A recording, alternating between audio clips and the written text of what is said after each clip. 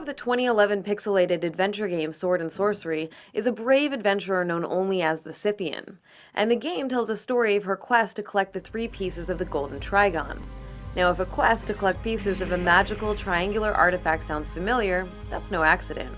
Sword and Sorcery's Trigon is a clear reference to the Triforce of the Legend of Zelda games, and Link's recurring quest to collect pieces of the Triforce is perhaps the most famous heroic quest in the history of fantasy adventure games.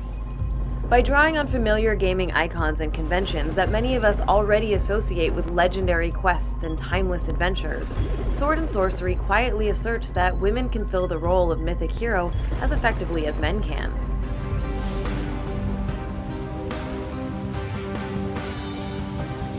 With the aid of a gorgeous and mesmerizing soundtrack, Sword and Sorcery's retro-inspired visuals paint a pleasantly abstract landscape players can navigate through the simple act of tapping or clicking.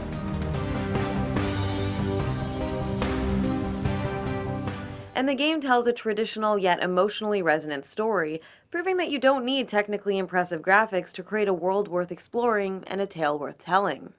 In fact, the level of detail is so low in our pixelated protagonist, and our tendency to assume that heroes are male by default is so widely reinforced, that some players have made the mistake of assuming the Scythian is male, at least initially. Thankfully, the game doesn't resort to clear gendered signifiers like a pink outfit or a pretty bow in her hair, nor does it present her gender as some kind of surprise twist like we see in the original Metroid. In both visual design and writing, Sword and Sorcery is subtle about asserting the Scythian's gender.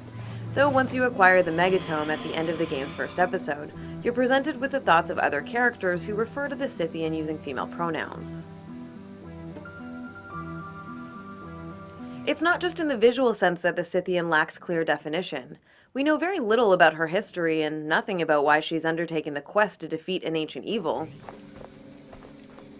While games often give us images of heroes who are fated to defeat evil forces, it's rare for these heroes of myth to be women.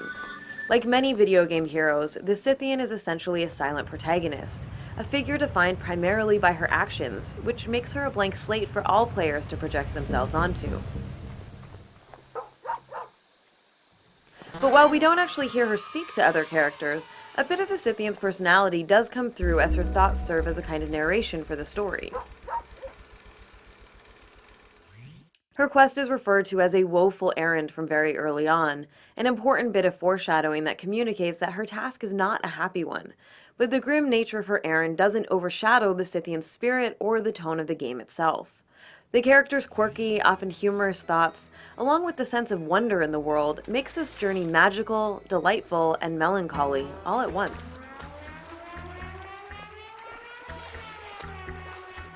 Sword and Sorcery is broken up into a series of short sessions, most of which focus on the Scythian acquiring pieces of the Trigon.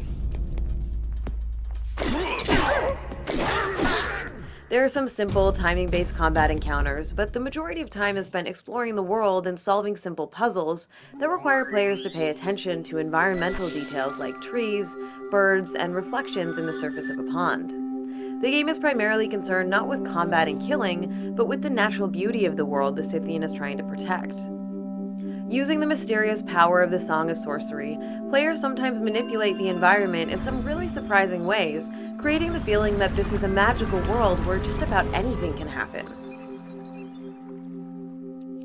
Okay, at this point, if you haven't finished the game yet, you should just go do that right now, even if getting to the end involves a whole real-time moon cycle mechanic that might take you a couple of months to complete, unless of course you reset the clock on your gaming device, or if you're able to find the special moon grotto location.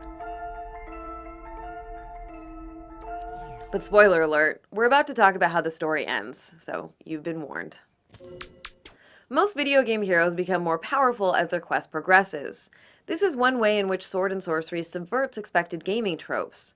There's nothing in it for the Scythian. She doesn't gain more health or better gear over the course of the game.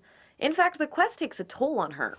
She starts the game with 5 units of health, but loses 1 each time she wins a boss fight, decreasing her overall maximum health as her adventure progresses.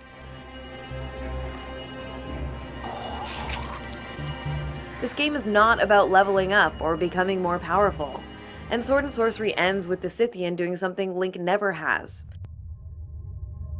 To rid the world of an ancient evil, the brave hero sacrifices herself.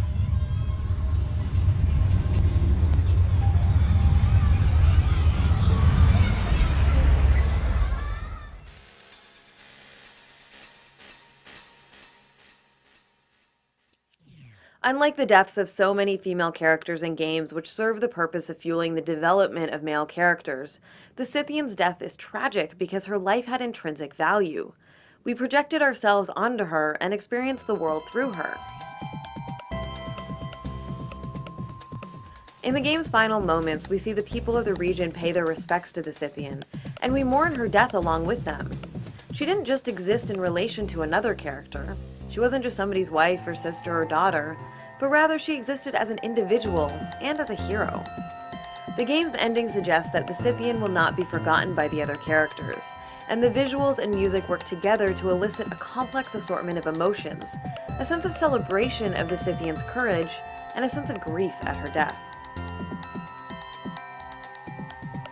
While the necessity of the Scythian sacrifice is worked into Sword and Sorcery's story from the beginning, and lends this particular game an emotional weight its quest might otherwise lack, we certainly don't want all female heroes to be tragic ones. But we do need more women-centric stories of all kinds. When archetypal fantasy heroes in games are overwhelmingly portrayed as men, it reinforces the idea that men's experiences are universal, and that women's experiences are gendered. That women should be able to empathize with male characters, but that men needn't be able to identify with women's stories. Sword and Sorcery gives us a female protagonist and encourages us to see her as a hero first and foremost, one who also just happens to be a woman.